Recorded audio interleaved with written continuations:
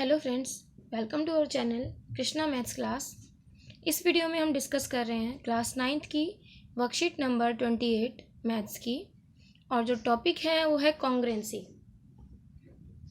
And your required previous knowledge is recognition of 3 sides, angles and vertices of triangles. ठीक है, हमने इससे पहले पढ़ा है ये कि त्रिभुज क्या होते हैं, पढ़ा है। ठीक है, कि जो ट्रायंगल्स होते हैं उनमें क्या होता है, 3 साइड्स होती हैं और 3 एंगल्स होते हैं। ठीक है, ट्रायंगल्स का जब हमने क्लासिफिकेशन समझा था उसमें भी मैंने आपको बताया था कि साइड्स किस तरीके से होती हैं, साइड्स के बेस पे जो ट्रायंगल्स होते हैं वो कौन कौन से हैं, और जो एंगल्स के बेस पे ट्रायंगल्स होते हैं वो कौन कौन से होते हैं। ठीक है, इसके जो वर्टेक्स होते हैं उनके बारे में भी हमने समझा हुआ है कि जैसे ए बी सी ट्रायंगल है तो ए बी और सी इसके वर्टेक्स हैं, जहाँ पे 2 साइड्स आपस में मिलती हैं उन्हें वर्टेक्स कहा जाता है। ठीक है, ओके, आगे देखते हैं कि figures having all their parts equal are called congruent figures. अगर किसी कोई दो फिगर आपको दिए गए हैं और उनके सभी पार्ट्स इक्वल हैं तो उन्हें क्या कहा जाता है, कॉन्ग्रुएंट कहा जाता है। Congruent figures have same shape and equal size. Shape भी सेम होनी चाहिए और साइज भी सेम होना चाहिए, इस तरीके से कि अगर मैं एक फिगर के ऊपर दूसरे फिगर को रखूं तो एक फिगर दूसरे फिगर को आपस में कवर कर ले। ठीक है, ना तो एक्स्ट्रा बचे कहीं से और ना ही कम पड़े। ठीक है, तो वो दोनों फिगर्स कॉन्ग्रुएंट होंगे। ज्वाइन योर हैंड्स, वही बात, आप अपने हाथों को देखिए, नमस्ते करते हुए पोजीशन में अपने हाथों का पोस्चर बनाइए, तो आप देखेंगे कि दोनों हाथ एक दूसरे को कंप्लीटली कवर कर लेते हैं क्योंकि उनकी इक्वल साइज है और इक्वल शेप है। ठीक है, तो दोनों हाथ हैं, जो हमारे दोनों हैंड्स हैं, वो कॉन्ग्रुएंट है। 10 रुपये के नोट को दूसरे 10 रुपये के नोट के ऊपर रखिए।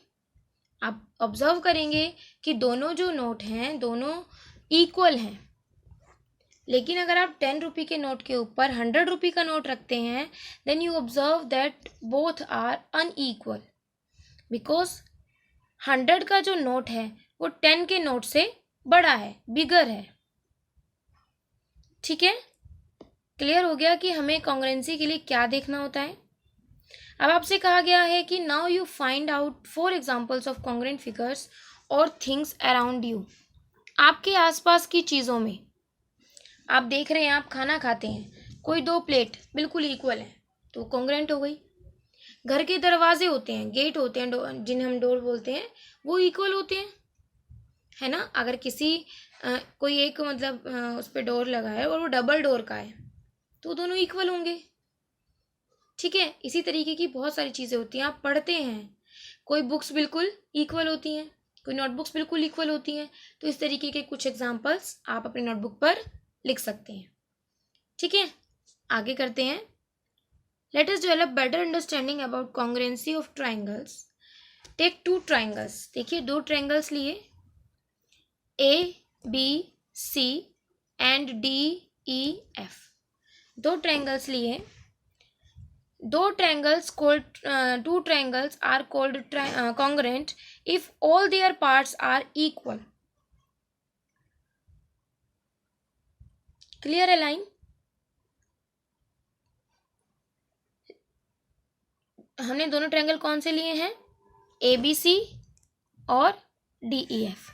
अब आप देख रहे हो कि A B C and D E F दोनों में स्टार्टिंग, अगर यहाँ पे ए से स्टार्टिंग हो रही है, यहाँ डी से, तो अगर मैं ए बी साइड चेक करती हूँ पहले तो मुझे डी ई साइड चेक करनी होगी।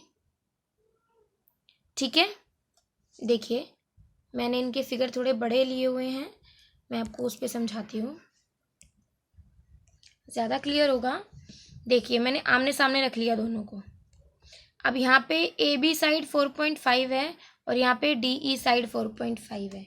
ए बी इक्वल है डी ई के और बी सी इक्वल है ई एफ के और ए सी इक्वल है डी एफ के। ये दोनों 4.5 हैं, ये दोनों 6.5 हैं और ये दोनों 5 सेंटीमीटर हैं। ठीक है,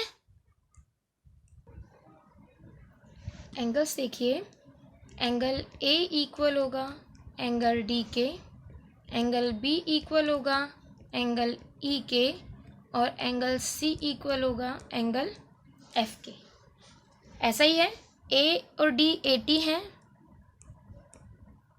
बी और ई 52 है और सी और एफ 48 डिग्री है। ठीक है, तो ट्रायंगल्स कैसे कॉन्ग्रेंट होंगे? A B C congruent to triangle D E F. अगर आपने ऐसे लिख दिया कि triangle A B C congruent to triangle E D F या फिर एफ ई डी, तो ये गलत होगा। हमें ये ध्यान रखना है कि जो कॉन्ग्रेंट पार्ट हैं वो एक जैसे आए, एक क्रम में आए, सीक्वेंस में आए। समझ रहे हो बात को? ठीक है, और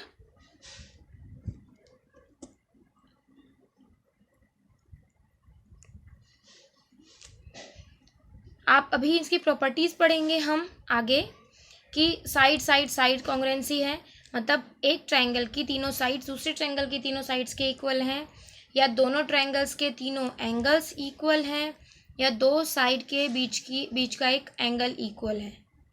इस तरीके की कुछ प्रॉपर्टीज आएंगी कॉन्ग्रेंसी की जो हम डिस्कस करेंगे। ठीक है, ये अब पॉइंट्स आपको क्लियर हो गए, कॉन्ग्रेंसी आपको समझ आ गई। आगे देखते हैं। इसके बाद है एक ये चीज़ है सीपीसीटी। अगर आपके कोई दो ट्रायंगल, जैसे ये दो ट्रायंगल हैं, ये साइड से कॉन्ग्रेंट हो जाते हैं, इनके जो कॉरस्पॉन्डिंग पार्ट्स हैं इसको हम लिखते हैं corresponding parts of congruent triangle.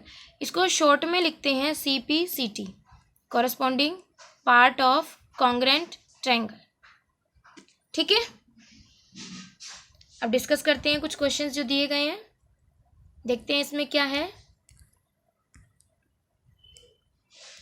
Question में क्या कहा है? Are the triangles given below congruent? आपसे पूछा है कि जो दो ट्रायंगल्स दिए गए हैं ये कॉन्ग्रेंट हैं। If yes then can you write the corresponding parts of this congruent triangle? Corresponding parts लिखने हैं अगर ये कॉन्ग्रेंट हैं तो। ठीक है, चेक करते हैं। देखिए ऊपर से देख के आपको क्लियर हो रहा है कि एंगल एक्स एंगल एल के इक्वल है, वाई एम के इक्वल है और जेड एन के इक्वल है। आप लिखेंगे angle X in triangle X Y Z and L M N. क्या देख रहे हैं हम? Angle X is equal to angle L 50 degree, angle y is equal to angle m 110 degree, angle z equal to angle n 20 degree. ठीक है, और sides कौन सी? X Y 4 centimetre, L M 4 centimetre, X Y equal to L M, Y Z equal to M N,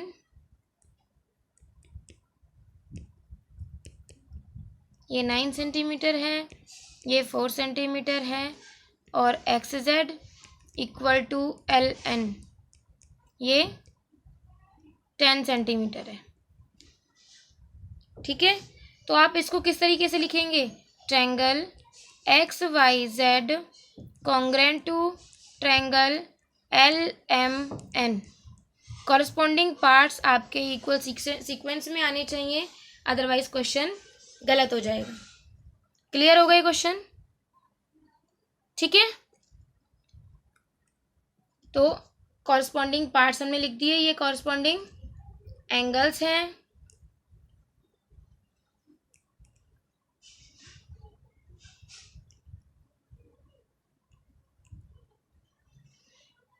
और ये corresponding sides हैं।